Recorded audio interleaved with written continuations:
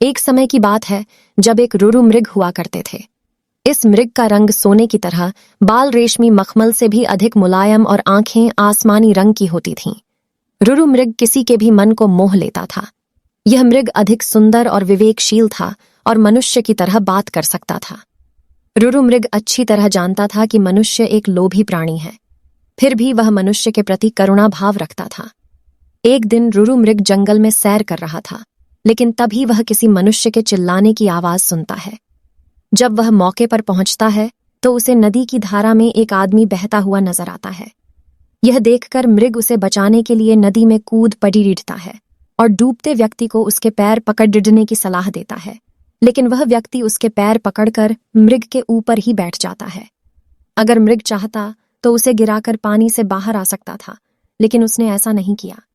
वह स्वयं तकलीफ सहकर उस व्यक्ति को किनारे तक ले आता है।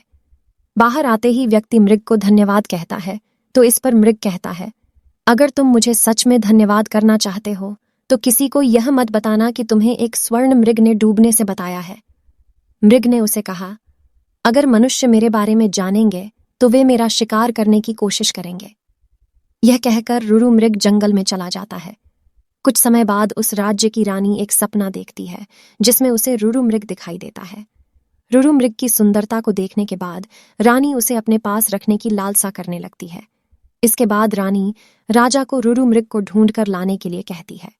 राजा बिना देरी किए नगर में ढिंढोरा पिटवा देता है कि जो कोई भी रुरु मृग को ढूंढने में मदद करेगा उसे एक गांव और 10 सुंदर युवतियां इनाम में दी जाएंगी।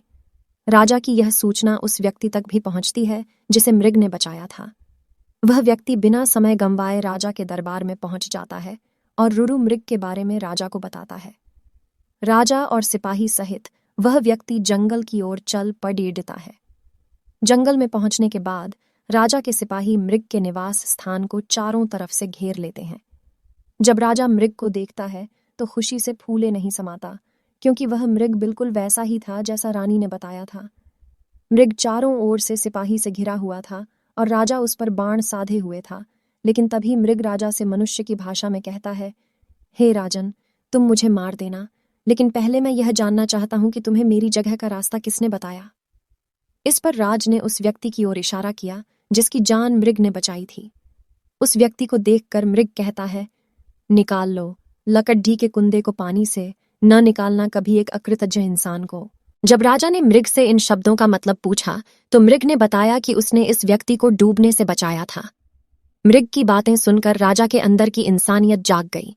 उसे खुद पर शर्म आने लगी और क्रोध में उस व्यक्ति की ओर तीर का निशान कर दिया।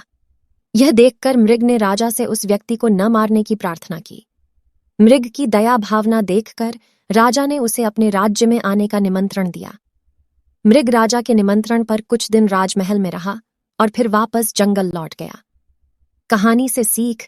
इस कहानी से हमें यह सीख मिलती है कि हमें किसी का एहसान कभी नहीं भूलना चाहिए, चाहे वह इंसान हो या जानवर।